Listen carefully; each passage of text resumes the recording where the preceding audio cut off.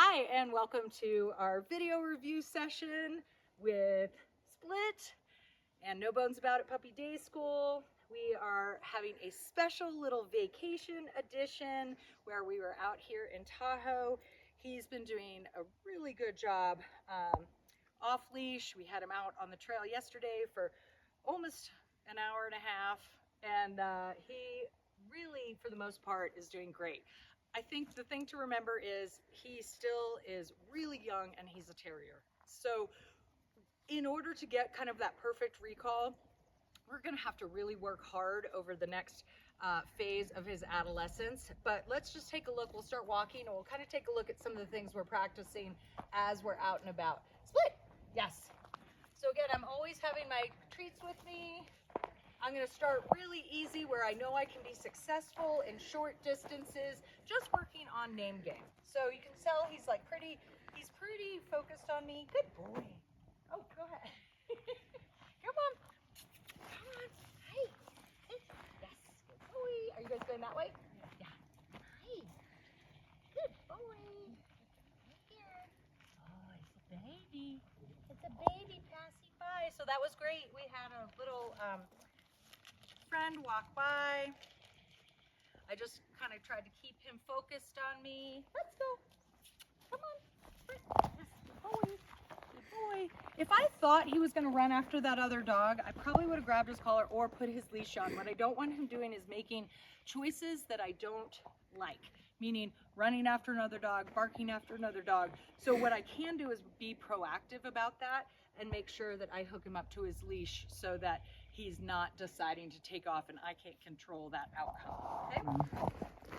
All right, so I've got him out here again, and he's really good on the center of the trail. Let's keep coming. He's really good on the center of the trail, but when he gets on a scent, again, we've got kind of that terrier mentality where he really focuses in on something and it's pretty difficult to get his attention. So I might close the gap. So I go a little bit closer. Split. Yes. Making sure that my rewards are really high value. So he's got his little friend here. Hi, Blacko. I'm gonna let them just say hi to each other. So these guys have been playing all week together. And again, sometimes hard to get them apart, but Split's, he's like, whatever. Now he doesn't seem to care too much. Split, come. Yes, good boy. Oh, Blanco's coming in too. Good job, Cookie. Good job. We might just turn around at some point when it's been, Split. you know. Where are you, buddy? Hi. Split. He's like, oh, I don't know about this. Come here. Let's go. So if I get a dog who stands still, I might try to start walking in the opposite direction. Split, let's go. There you go, good boy.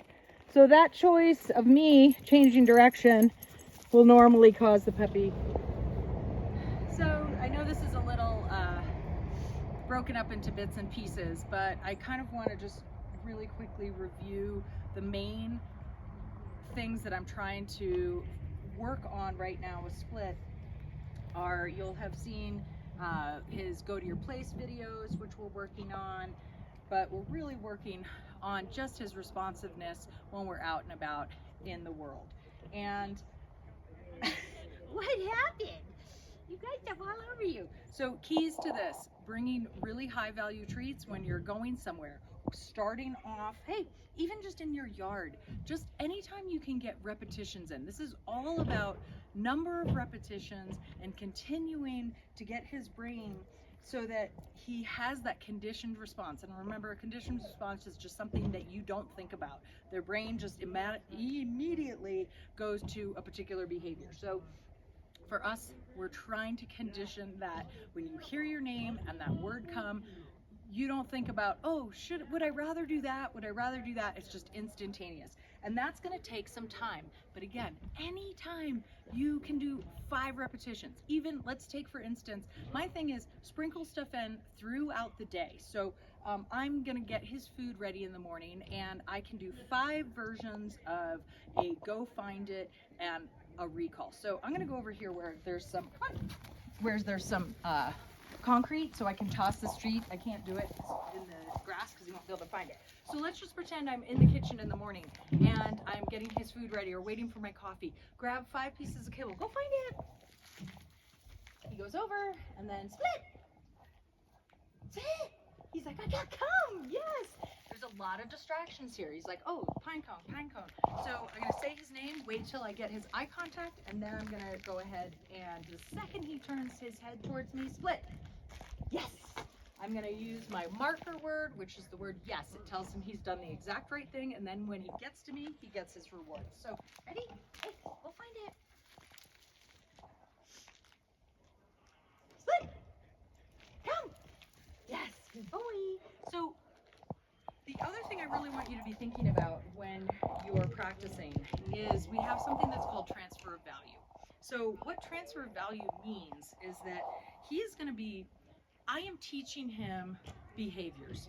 He knows that if he does X, Y will happen. So if he does the correct response, he hears his marker word, yes, and he gets to me, he's going to get rewarded. Where the transfer of value comes in is that if all of a sudden he starts working for you and the reward system doesn't happen or maybe isn't as consistent, his responsiveness to you is going to be different and it's not going to be as good.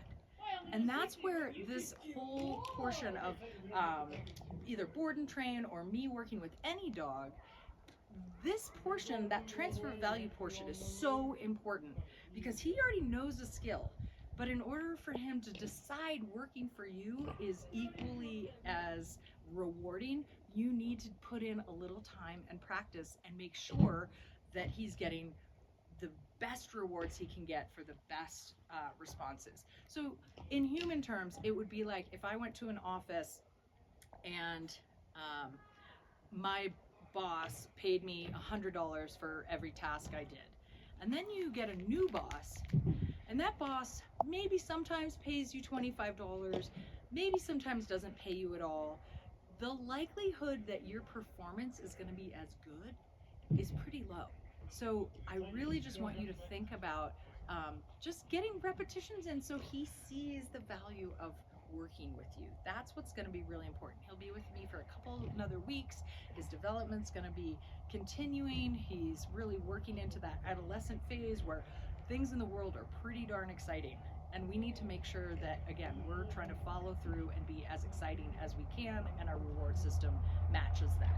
The other thing that I want you to think about is if you don't think you can be successful, leave him on a leash. Don't repeat cues. So if he's in a place where he's just super distracted by something, a scent, whatnot, don't keep repeating stuff. Just table it for that minute, go back to an easier version. Or again, keep him on leash if you're not sure what his response is going to be. It's perfectly great. I've had him dragging a leash around a lot over the past couple days. So those are all things I want you to think about over the next couple days. He is awesome. I love hanging out with him. He's such a good little boy, and loves everybody, loves every dog. And I cannot wait to have him for a couple more weeks in October. So we'll talk to you guys soon. Thanks. Okay.